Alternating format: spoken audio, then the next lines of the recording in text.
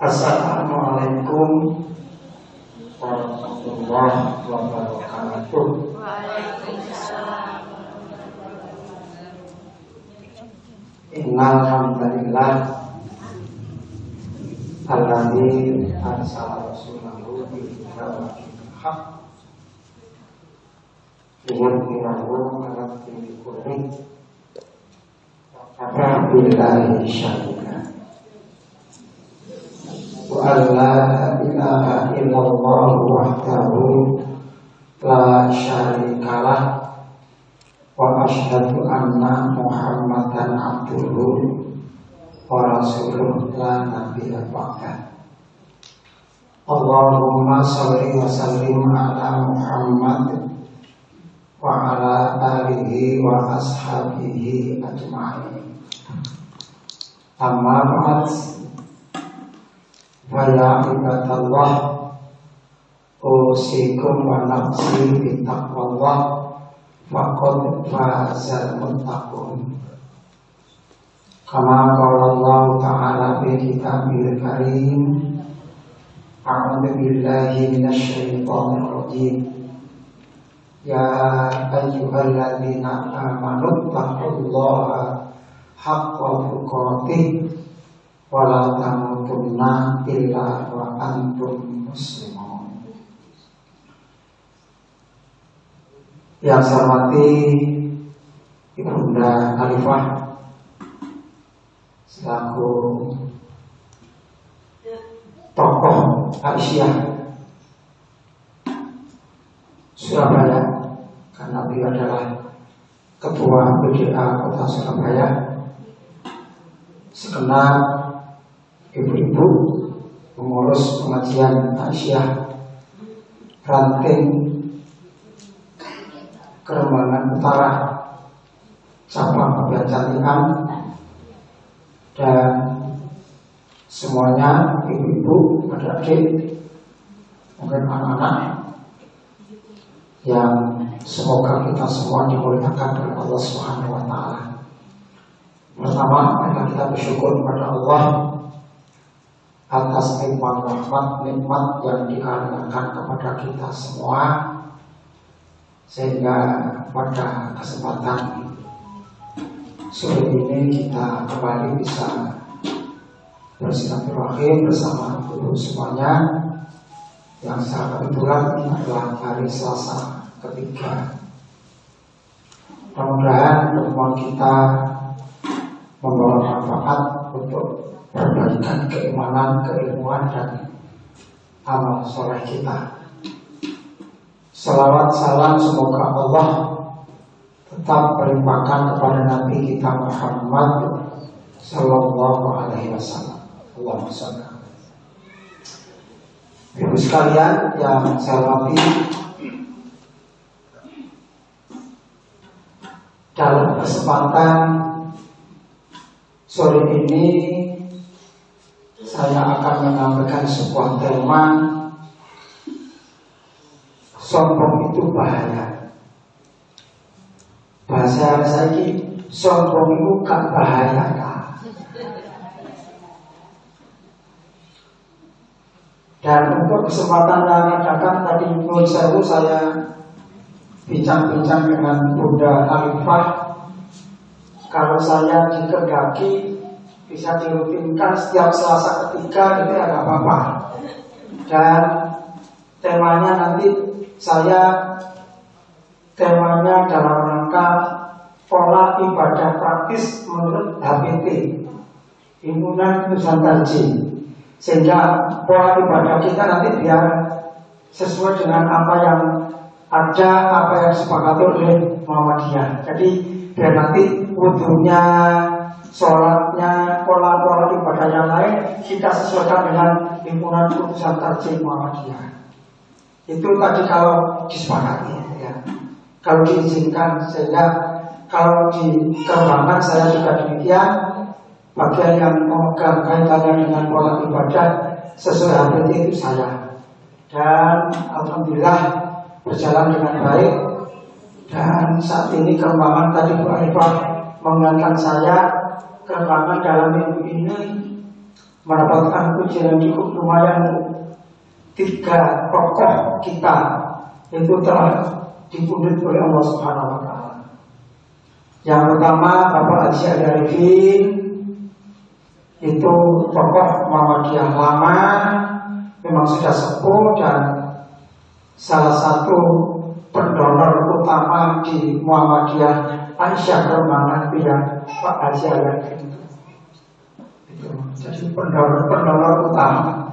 Jadi sumbangannya yang luar biasa. Mudah-mudahan nanti anaknya juga melanjutkan apa yang sudah dibiasakan oleh ayahnya Bapak Haji Ali Arifin.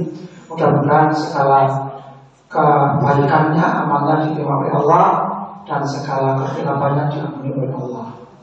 Kemudian disusul dengan Ibu Khalil Subari, Bu Maslahah, Bu Haja Maslahah. Itu adalah tokoh Aisyah Kembangan. Tokoh Aisyah Kembangan meskipun saat ini domisilinya sudah berpindah di Sidoarjo, tapi masih melekat dengan ketokohan di Aisyah Kembangan. Tidak lama kemudian 2 hari setelah itu Ibu Haja Supatara Muharno, itu juga tokoh Aisyah di Kembangan. Cukup luar biasa. Mudah-mudahan dengan dipundhutnya ketiga tokoh kita di Kembangan diberikan ganti yang lebih baik. Allahumma khufdi, Allahumma ajirni fi musibati wa khulubni khairan minha. Ya Allah, berikanlah pahala atas musibah ini dan berikanlah ganti yang lebih baik daripadanya. Sekalian yang saya hormati, kembali pada tema yang akan saya sampaikan. Saya juga biasa kalau saya juga kalau salah ulama. Ada berdasarkan sebuah hadis Rasulullah SAW dari Abdullah Ibnu Mas'ud dari Nabi Sallallahu Alaihi Wasallam. Qala la yadkhulul jannata man kana fi qalbihi misqala dzarratin min kibrin. Dari Abdullah Ibnu Mas'ud dari Nabi Sallallahu Alaihi Wasallam bahwa Nabi bersabda, la yadkhulul jannata man kana fi qalbihi misqala dzarratin min kibrin. Tidak akan masuk surga siapa yang di dalam hatinya ada perasaan, ada rasa kibir, sombong, meskipun sebesar biji zarrah. Sebesar biji zarrah. Kalau orang dulu mengatakan sebesar satu molekul, satuan yang paling kecil. Kalau ada dalam diri, dalam hati seseorang ada perasaan sombong, maka itu kata Rasulullah tidak akan bisa masuk surga. Alhamdulillah. Para sahabat yang mendengarkan sabda Rasulullah SAW tersebut, maka salah seorang sahabat berkata, ya Rasulullah, innal rajula yuhibbu ayyakuna sawbuhu hasanan wa nalahuhu hasanatan. Salah seorang sahabat bertanya kepada Rasulullah, ya Rasulullah, atau menyampaikan unek-uneknya karena mendengarkan bahwa orang yang sombong itu tidak bisa masuk surga, maka sahabat ini bertanya, ya Rasulullah, sesungguhnya setiap orang itu mesti keinginannya, kesukaannya adalah pakaiannya yang necis, pakaiannya yang baik, sandalnya yang bagus. Jadi setiap orang itu mesti kepengen, apalagi masa sekarang, apalagi ibu-ibu, kan gitu ya. Ibu-ibu itu mesti luar biasa. Ini normal ya, betul marwah. Dasaran kau, yes, dalam ben, rambutnya kakar-karuan, gitu ya. Ini, nah saat itu sahabatnya bertanya ini konotasinya. bahwa orang yang sombong itu adalah orang yang pakaiannya itu najis. Kalau zaman awal-awal yang jalan mendirikan Perserikatan Muhammadiyah, gitu kan? Maka yang jalan selalu pakai jas, mengajar pakai jas, sehingga orang-orang yang tidak suka dengan perubahan, balik ke perubahan, yang tidak suka dengan perubahan mengatakan bahwa kiai jalan itu adalah kiai kafir. Mengapa begitu? Karena yang biasa pakai jas itu hanyalah orang-orang kafir. Orang Islam biasa yang rombrot, ya, sarungannya berbekatnya gak rapi, ya. Kapan hari sebelum Pak Muhadjir Effendi jadi menteri, masih jadi rektor Universitas Muhammadiyah Malang. Saat itu Pak Muhadjir pernah kami panggil untuk menjadi penceramah pengajian sakinah di Kerembangan. Kerembangan itu pengajian sakinahnya setiap Ahad pertama jam 6 mulai. Itu mulai saya adakan saat itu mulai tahun 97 sudah saya mulai. Nah itu beliau mengatakan anaknya itu waktu itu anaknya, karena beliau kalau nggak salah nikahnya juga sudah lambat umur gitu. Anaknya masih kecil, yang satu disekolahkan di Muhammadiyah, yang satu disekolahkan di sekolah non Muhammadiyah. Katanya dia cerita, anak saya sekolahkan di Muhammadiyah, tak pancing masalah, itu jawabannya sudah ilmiah. Tapi di kokon sarungannya brodol kabeh. Tapi anaknya disekolahkan di sekolah selain Muhammadiyah, itu berbekalnya rapi banget. Tapi pola pikirnya tidak sehebat pola pikir yang disekolahkan di sekolah Muhammadiyah. Itu cerita beliau pada saat itu. Nah ini artinya apa? Kembali maksud saya, ibu sekalian, bahwa yang namanya orang sombong itu menurut pemahaman sahabat itu adalah orang yang pakaiannya rapi, yang sepatunya najis, yang sepatunya itu kilang-kilang gitu ya, yang sandalnya bagus. Maka apa cara Rasulullah? Maka Nabi bersabda, Innallaha jamil yuhibbul jamal. Innallaha jamil yuhibbul jamal. Sesungguhnya Allah itu indah. Kalau terjemahan bebasnya, sesungguhnya Allah itu bagus. Kalau dihubungkan dengan sifat laki-laki dan perempuan, Allah itu ganteng, gampang itu. Kalau perempuan ya Allah itu cantik, gampangnya pokoknya Allah itu indah. Innallaha jamil yuhibbul jamal, dan Allah itu suka kepada keindahan. Berarti apa yang disangka oleh sahabat tadi yang bertanya itu, bahwa berpakaian rapi, berpakaian najis, bersandal yang bagus, itu bukan tergolong orang yang sombong. Kalau dihubungkan dengan gisbal, gitu kan?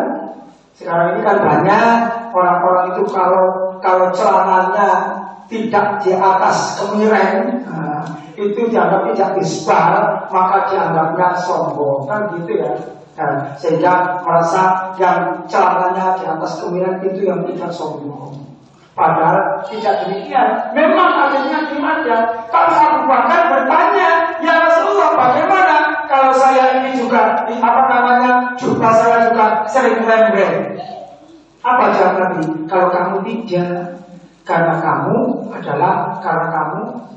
bajunya, jubahnya panjang itu bukan karena kesombongan. Jadi kembali kepada kesombongan hati.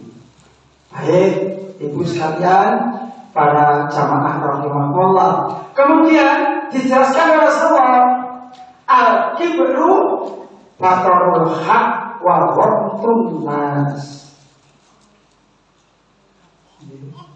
Yang namanya kibir, yang namanya sombong adalah batarul haq, menolak yang hak. Wa ghamtun nas, meremehkan orang lain. Jadi intinya yang namanya sombong itu menolak kebenaran, merendahkan orang. Jadi wong saiki kita wong Jawa gak nyuwungne wong. Itu yang namanya sombong itu dari hadis ini diriwayatkan oleh Imam Ahmad, Abu Dawud, Tirmidzi, Ibnu Majah dan Imam Muslim. Artinya menurut para perawi hadis, para ahli hadis ini hadisnya sahih. Ibu sekalian, para jamaah rahimahullah. Jadi kembali, yang namanya sombong itu bukan karena pakaiannya, bukan karena sesuatu, tetapi yang namanya sombong itu yang secara hadis terlihat ini adalah orang yang menolak kebenaran dan meremehkan orang lain. Itulah yang namanya sombong. Apa yang dimaksud dengan menolak kebenaran? Ya banyak hal. Satu di antaranya yang namanya menolak kebenaran itu, itu gak nimo, malah ngeyel, ngerti nggak ya ibu? Ini dia malah bantah. Nah, kebenaran ya kembali, kebenaran itu tolak ukurnya adalah kebenaran Al-Quran dan Sunnah Rasulullah. Mengapa? Karena kebenaran menurut manusia belum tentu benar menurut Allah. Kita salah, diingatkan oleh teman kita. Pola mengingatkannya dasarnya dasar Al-Quran. Tapi kita yang diingatkan tadi merasa lebih pintar, lebih baik, maka malah ngeyel. Malah ngeyel. Saya pernah untuk berbakat dengan seseorang lewat WA, lewat media sosial. Seorang putri. Secara kebetulan, non sewu, saya membuat status dari kegiatan guru-guru SD Muhammadiyah 11. Nah, guru-guru SD Muhammadiyah 11, salah satu diantaranya ada yang perempuan itu pakaiannya seperti pakaiannya ibu-ibu Aisyah yang potongan, gitu. Jadi potongan, jadi cewek cewek kali cewek itu bahasa kasar kaki di kafir-kafir itu tidak Islami, tidak syar'i. Yang akan bisa masuk surga hanya yang berseragam syar'i. Saya gak mau, saya karena dia bertahu bahwa saya ini orang dia bertahu Pak San, memang saya rahasiakan aja. Akhirnya ya itu tak biarkan aja, hanya saja yang nggak apa-apa sampai sih, biar sampai yang masuk surga jenan, nanti saya dan yang lainnya yang masuk neraka, sampai pintu surga di jenan. Padahal jelas yang namanya majelis tarjih, ulama-ulama tarjih itu jelas membetulkan itu. Yang namanya nutup aurat itu kan tidak harus karpenos bahasa yang long dress. Nah, long dress, ya dress long. Baju kurung dawa, baju nunggu sampai misal dari potongan itu kan ngono kabeh. Ini ada orang potongane klambi dhewe roke dhewe atau sare dhewe itu katanya tidak syar'i menurut dia. Tapi saya tidak saya tunjukkan sapa wonge, enggak usah. Ini hanya sekedar saya cerita saja kaitannya dengan orang yang diingatkan dengan yang kadang-kadang ngeyel. Nah, bagaimana ibu-ibu sekalian yang berbahagia, kalau kita diingatkan oleh teman kita, diingatkan oleh kawan kita, padahal kawan kita itu jelas baik, tapi karena kita menganggap diri kita lebih baik, kadang-kadang non sewu, kadang-kadang tidak hanya itu, mungkin maaf bu, yang sesepuh saya dan di atas saya umurnya. Itu kadang-kadang kita yang tua, kalau diingatkan oleh anak yang lebih muda, kadang-kadang pun sewu, kon si Abu Bakar. Pernah gitu kita dengar, Nah, yang semacam itu yang dikatakan oleh Rasulullah, orang yang menolak kebenaran. Padahal ingatan dari anak itu sesuai dengan tuntunan Allah dan Rasulnya. Ibu, saya masih teringat tahun berapa ya, mungkin 3 atau 4 tahun yang lalu, dimuat di majalah Matan. Tulisannya Pak Nurholis juga. Kaitannya diingatkan ini, peringatan ini. Ada anak, ya, ada sebuah keluarga, hanya ayah, ibu, anak, dan 1 orang tua dari istri dalam rumah itu. Berarti 4 orang, suami istri, nenek, dan anak kecil yang masih sekolah di TK Aisyah. Dan tahu tidak ditunjukkan Aisyah berapa. Dan itu terjadi betul.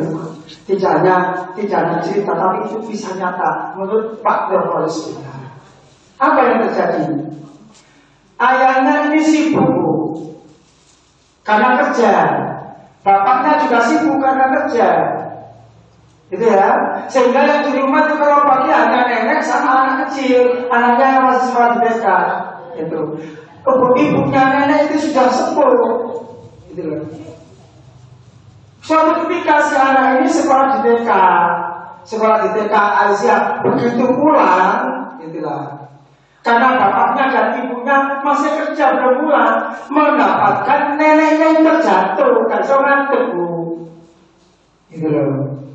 Anak neneknya terjatuh, gak bisa bangun. Nah, dia mau nolong neneknya, mau ngangkat gak kuat, kondisi cili. Tapi karena anak TK Aisyah pinter, cerdas, maka dia lalu ke kiri kanan tetangga. Pak, minta tolong, nenek jatuh. Akhirnya ada tetangga yang nolong, ditolonglah nenek itu, lalu diangkat bersama-sama dipopong ke kamar kedipannya, ke tempat tidurnya. Itu terjadi itu. Kemudian apa? Sorenya kira-kira jam sekian lah, barangkali sudah datang, papanya, mamanya sudah pulang kerja, habis salat maghrib, katakanlah begitu, diam-diam, si anak ini langsung cerita. Ceritanya tidak langsung ketika bapaknya pulang langsung cerita, Bu, Pak, ini tadi nenek terjatuh enggak? Anak ini cerdas. Begitu santai-santai cerita, Pak, Bu, saya mau cerita ya. Apa nak? Tadi dulu nenek jatuh, nggak bisa bangun. Saya mau bangunkan, saya nggak kuat. Akhirnya saya minta bantuan tetangga, dan alhamdulillah dibantu oleh tetangga. Oh iya, terima kasih. Si bapak dan ibu, jadi wong saiki papa dan mamanya itu berdiskusi. Iya Pak, ibu kan sudah tua. Kalau kita kerja, yang di rumah kan nggak ada. Ibu kalau jatuh nggak ada yang ngawasi. Bagaimana Pak? Kalau ibu itu kita carikan tempat panti jompo. Itu yang punya ide itu ibunya, padahal nenek itu ada mamanya, ibunya si mama tadi. Jadi bapak ini apa-apa. Ayo kita cari tempat panti jompo. Ya, karena mencari tempat panti jompo, akhirnya dicari, diajak semua, termasuk neneknya jajak 1 mobil, cari. Ya, akhirnya mencari, ternyata didapatkan, lalu menyampaikan sampai di rumah, ngomong ibunya ke nenek, Ma, Bu, bapaknya, saya dan bapaknya kan sibuk. Gimana Bu? Karena sibuk, nanti kalau ibu jatuh juga sakit dan sebagainya. Ibu, kemarin ibu sudah saya juga foto kamarnya, foto perawatnya yang sungai-sungai, lautnya di dapurnya juga bersih, kamarnya bersih, dan perawatannya juga bagus. Apa jawabannya? Ya, nggak mau saya. Masih mati, aku tak mati nggak mau mati. Kasih tahu, nggak jadi. Beberapa selang kemudian ternyata si ibu ini jatuh lagi. Jatuh lagi. Karena jatuh lagi, maka si nenek ini anak tadi yang kecil itu mau minta bantuan. Nggak tahu karena tidak mau atau tetangganya sudah pergi semua, nggak ada yang bantu. Sampai papa dan mamanya pulang dari kerja itu mendapatkan si nenek itu terjatuh, belum bisa bangun dari tempat jatuhnya. Semakin kuat keinginan ibunya, mamanya itu menitipkan neneknya ke panti jompo. Wes kalau gitu, mana kita akhirnya besoknya berangkat ke panti jompo. Si anak kecil yang di TK Asia itu anaknya cerdas. Mengingat apa yang dilakukan oleh ibu dan papa dan mamanya, dipotoi kabeh. Foto dia, manusia, jangan saya dua HP dipotoi, kamarnya dipoto, macam-macam dipoto kabeh. Begitu selesai dipoto, apa? Kembali saat santai-santai, nggak tinggal. Anak TK kan cerdas, TK Asia cerdas. Akhirnya sambil menjadi ibu Ma, saya mau bicara boleh, Ma? Boleh, nggak apa-apa. Mama sekarang kan sibuk kerja. Kadang saya di rumah sendirian. Ini ibunya sudah di panti jompo. Neneknya sudah di panti jompo. Satu ketika saya masih kecil, Ma. Nanti kalau besar saya kan dari TK kan nanti kan bisa SD, SMP, SMA, mungkin kuliah, sudah kerja. Saya juga mungkin sibuk, Ma. Saya juga mungkin sibuk. Nanti kalau saya sibuk, mungkin mama juga akan saya titipkan seperti nenek yang sekarang sudah titipkan di panti jompo. Enak mama, ini foto nggak baik-baik kok. Apa yang terjadi? Langsung mamanya nangis saat itu. Artinya apa? Diingatkan oleh anak kecil. Hidayah Allah turun. Akhirnya apa? Sudah, besok nenek harus kita jemput. Dan siapa yang merawat di rumah? Kata begitu. Nanti kita panggilkan keponakan kita atau apa, biar nunggu di rumah. Jemput terus sakuran neneknya yang dititipkan di panti jompo diambil. Ini artinya apa? Orang tua meskipun diingatkan oleh anak kecil itu tidak ngeyel. Bukan kadang-kadang itu ngeyel. Diingatkan ngeyel, bantah terus. Nah, orang yang diingatkan dengan kebaikan tapi ngeyel, itulah orang yang sombong. Itulah orang yang sombong. Gak bahaya kan ini? Bahaya. Dan yang kedua, orang yang dikatakan sombong oleh Rasulullah SAW, wabakun nas itu meremehkan sesama manusia. Yang namanya meremehkan, dia kamu hargai, kamu menghormati, gitu kan? Saya masih ingat kalau Pak Sultan Amin kan ceramah. Pak Sultan Amin kan baru menikah ya. Pak Sultan Amin kalau ceramah seperti ini, ya, karena penceramah di teh, tanya Pak Sultan itu, jamaahnya pakai teh enggak Ustaz? Ya, jamaahnya cukup air gelas, terus gak usah, saya gak usah dikasih itu. Itu Pak Sultan Amin. Artinya tidak menemukan, tapi di sisi lain banyak orang itu. Lihat, ya, mergo pejabat, mergo tokoh, ya, sing teko disewil, gak bisa panggon ngarep. Gak bisa panggon ngarep mengguri. Masa panggon ngarep nanti kalau ketemu ada katakanlah kalau dari istilah donatur yang kuat datang meskipun belakangan jajak kemarin saya coba disuruh sebentar begini ya ini digoni bapak ini ada enggak? Itu tergolong meremehkan orang lain ya, meremehkan orang lain. Kecuali kalau data pertama itu panggung ngarep tidak akan ada yang usir.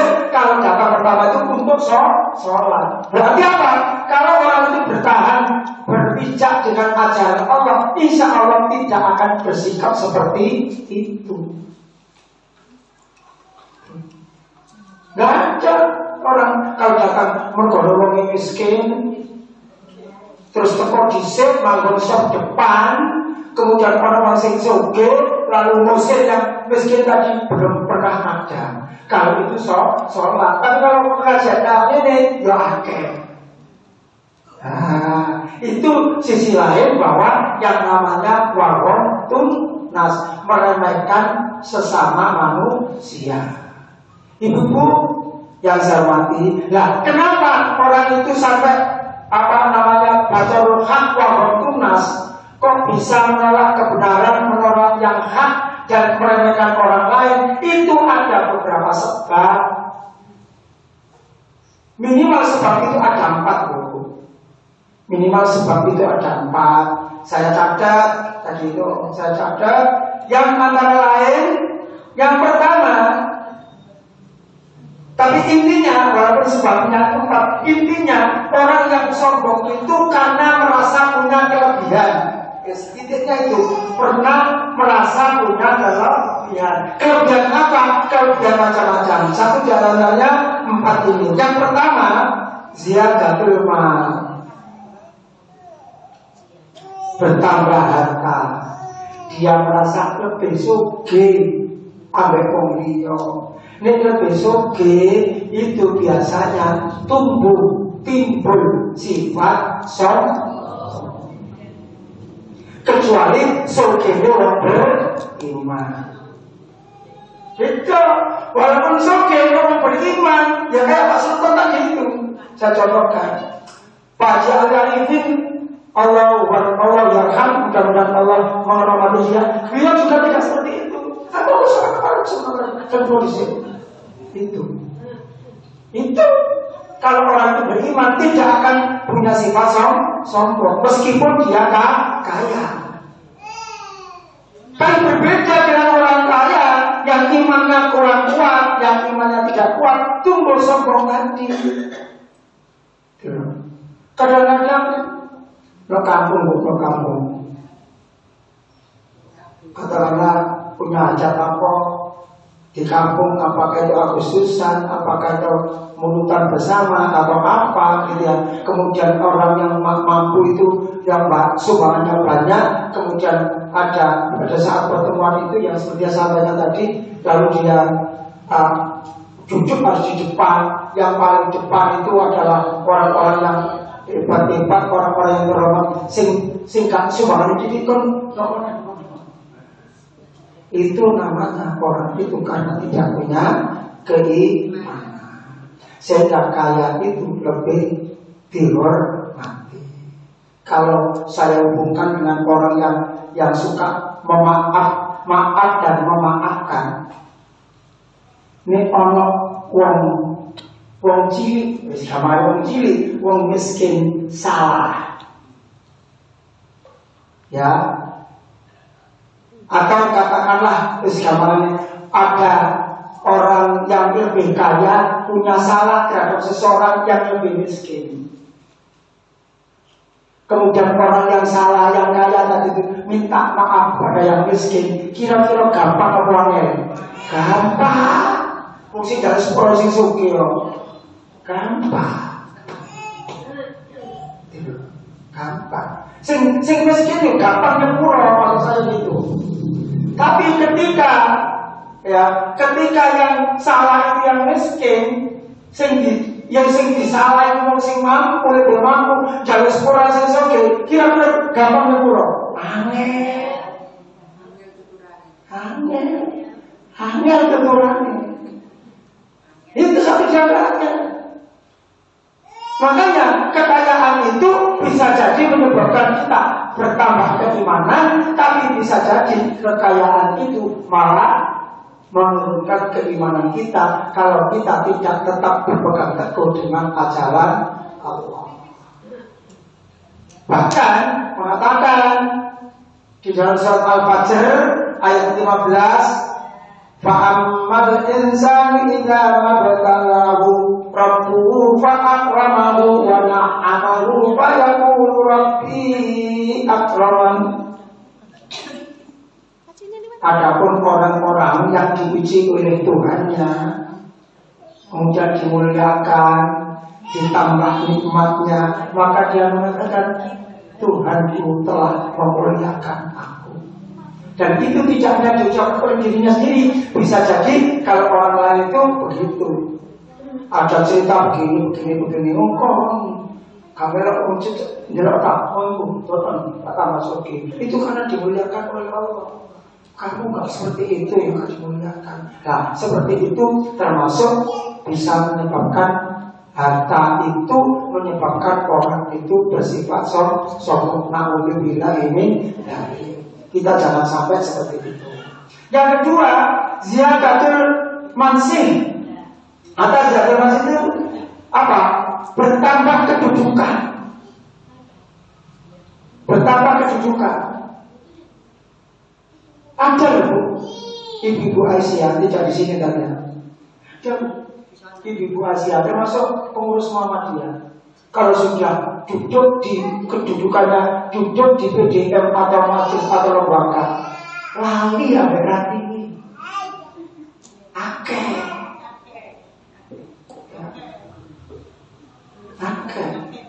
Berani loh. Dan itu dapat dia pengajian Anda saya teko. Betul itu ada karena merasa kedudukannya lebih tinggi, lupa dengan yang bawah. Nah ini boleh jadi dikategorikan wabotun meremehkan sesama manusia. Itu jangan sampai terjadi pada kita. Kita semuanya jadi pengurus ini, pengurus itu hanya menjalankan tugas. Menjalankan tugas.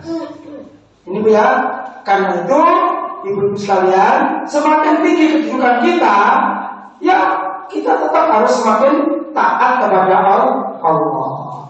Ini taat kepada Allah Subhanahu wa Ta'ala. Ini ibu sekalian, ini juga bisa jadi. Nah, sama-sama ibu saya zaman pemilu, luar biasa. Aku dari timnasnya ini, rasanya kayak apa? Aku boleh. Iki, ojo main-main. Itu bisa jadi karena merasa diakui oleh orang yang terhormat, katakanlah itu oleh para calon, maka kadang itu bisa merendahkan orang lain. Itu jangan sampai terjadi. Ini kalian. Berikutnya saya percepat karena saya juga ada perlu lagi. Yang ketiga, ziyadatul ilmi. Orang yang merasa punya kelebihan ilmu. Maaf, ini untuk anak kecil. Anak kecil. Saya kan ngulang itu api sembahyang itu. Saya ngajar mulai tahun 79. Ngajar di SD Darussalam sampai barat. Kemudian ngajar di SD Harapan. Ini mana? Kaliwas baru. Saya kisi orang mau buka di kapital. Sekolah gitu ya. Itu saya mulai tahun 79 ngajar itu sampai sekarang. Nah, kadang-kadang namanya anak itu bukan satu kelas, itu kan gerombol-gerombol. Anak kelompok iki, anak kelompok iki. Lah ngene iki lho aku. Arek ibu kelompok iki mampu. Sing miskin kelompok dhewe. Sing dijak kelompok antara yang mampu, yang anaknya orang mampu, itu dijak koncoan ambek sing miskin iku gak gelem. Kadang-kadang koncoan sing padha pintere. Sing gak pinter, gak patut pinter, gak gelem dikumpuli. Apa sing pinter gak gelem dikumpuli mbek sing pinter. Itu ada dan itu terjadi di dunia sekolah. Terjadi di dunia sekolah. Kecuali kalau memang sejak awal sudah diantisipasi oleh para gurunya. Jangan sampai itu terjadi. Itu terjadi dan itu maaf. Ibu proses mesem lupa dalam kelompok pengajian orang yang semua lupa. Bisa jadi kelompok pengajian ibu PKK orang seperti itu. Ya, sing sugih ngumpul sing sugih, sing gak duwe ngumpul sing gak duwe, sing pinter ngumpul sing pinter, sing gak pinter ngumpul sing gak pinter, sing pinter rodok meremehkan sing gak pinter, sing sugih meremehkan sing gak sugih. Itu terjadi dan seperti itu termasuk apa namanya? Miskolar daroten min kibrin. Ada meskipun sebesar biji darah, sifat sombong dalam hatinya itu. Nah, jangan sampai terjadi pada kita sekalian. Ya, orang yang pintar itu mestinya kan harus lebih hormat. Ada falsafah pari. Ini wong Lamongan mau bersih ngerti pari, mau curang ngerti pari. Padi itu semakin tua semakin menunduk, semakin bersih semakin menunduk. Ini orang padi kenceng, oh itu berarti padi gabung itu mau kena orang mau kena apa? Ya bersih. Nah semakin bersih padi semakin menunduk. Artinya apa? Semakin kasih sayang terhadap sesama, semakin menghormati, menghargai sesama manusia. Terakhir, yang menyebabkan sifat sombong itu adalah ziyadatul ta'ah. Maaf, ini bagi untuk kita, termasuk untuk saya. Ziyadatul ta'ah. Orang itu kalau semakin merasa bertambah taatnya kepada Allah, itu kadang-kadang tumbuh rasa sombong.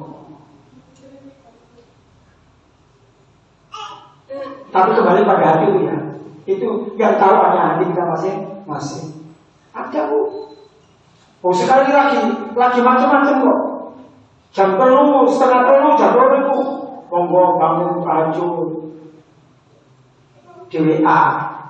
Apakah nggak boleh? Saya nggak mengatakan nggak boleh, boleh-boleh saja. Tapi kalau dalam dirinya timbul rasa aku loh, besok sholat malam berdino, itu namanya sombong. Semakin taat, ya, tapi semakin sombong. Iki dina apa? Senin. Sampeyan poso ta, Bu? Aku enggak poso. Bu, aku poso. Kalau kita bercerita pada orang lain puasa Senin Kamis bisa menjalankan dalam rangka supaya orang lain bisa meniru kita kebaikan dan tidak ada rasa sedikit pun kesombongan dalam hati kita, itu bagus.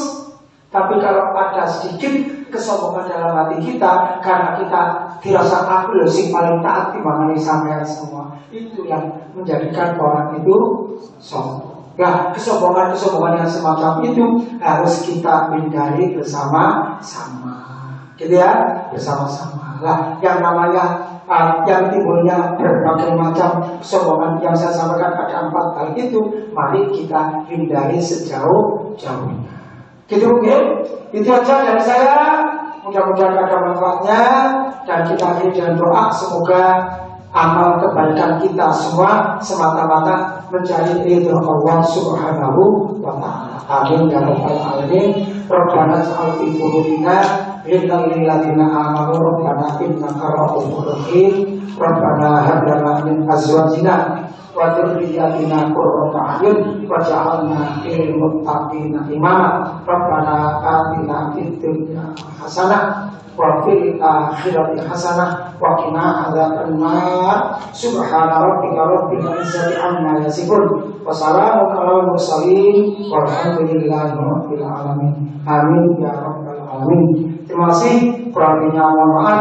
Nasrun minallah wa fathun qarib wa basyiril mu'minin. Wassalamualaikum warahmatullahi wabarakatuh.